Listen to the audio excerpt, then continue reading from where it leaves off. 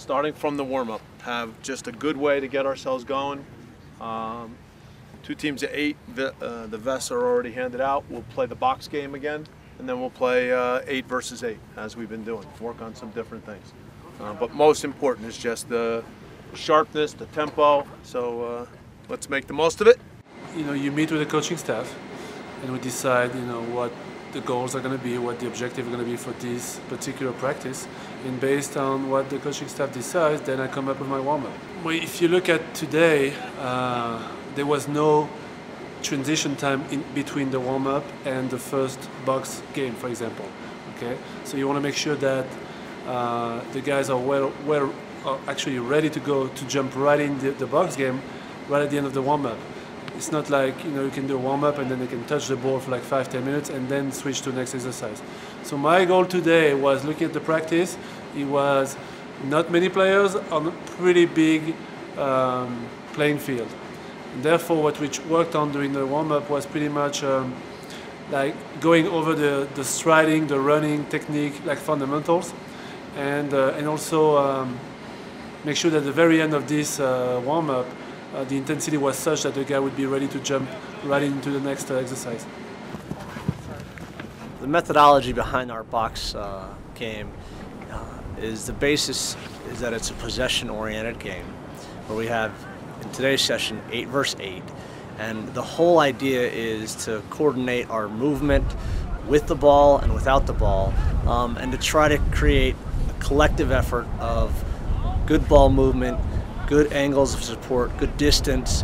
What we do is we put a fairly large size grid in about the half field.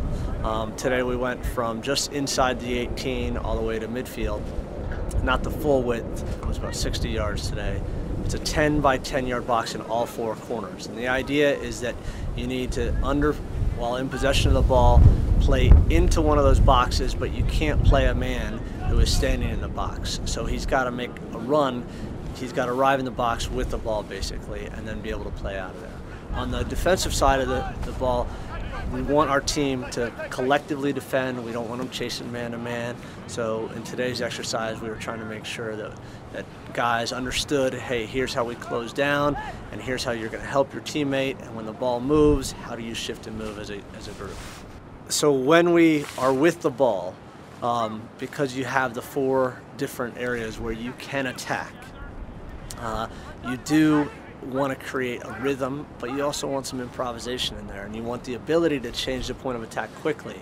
And when one side closes down, hopefully you have good shape, guys are recognize it, making runs off the ball, and with ball movement, trying to create a way to change the point of attack and attack in a different direction where there is some time and space.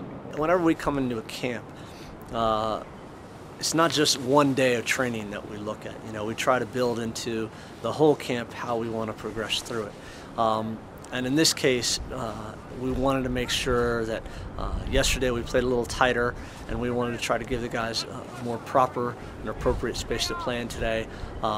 We had 16 field players, and if we broke that up by position today, it ended up being a nice little breakup of 8v8. We selected 2 teams, put together the 2 teams in 2 different systems, but we asked the same thing out of them. We moved the goals back so that we played 18 to 18, thus it was ultimately 9v9 with goalkeepers. We tried to put some guys together that we wanted to see what the combinations look like and if they could play together. That's real important, especially when you're coming into a national team camp. You got guys coming from all over. How do they play together, and how can you start, getting them to work as a group? The reason we go 18 to 18 when we play 9v9 is just it's a space very similar to what we will see when we play 11v11 full field. Well, after training is a little bit different. I wanted all the players to get at least 1 gym session. Considering that yesterday we had half of the team, I decided to have the other half of the team get today in the gym, in order for us to work on something else tomorrow. The common theme was for them to be fully aware of when the glute muscle fire, and how to control this, to activate this if necessary. hydro is part of a regular regeneration process. You know, we try to get the legs back as soon as possible. You try to constrict this blood vessel that they have in the legs. Okay, so they've been running, they've been exercising. The blood vessels are pretty warm. Blood vessels are pretty big. The diameter is pretty big.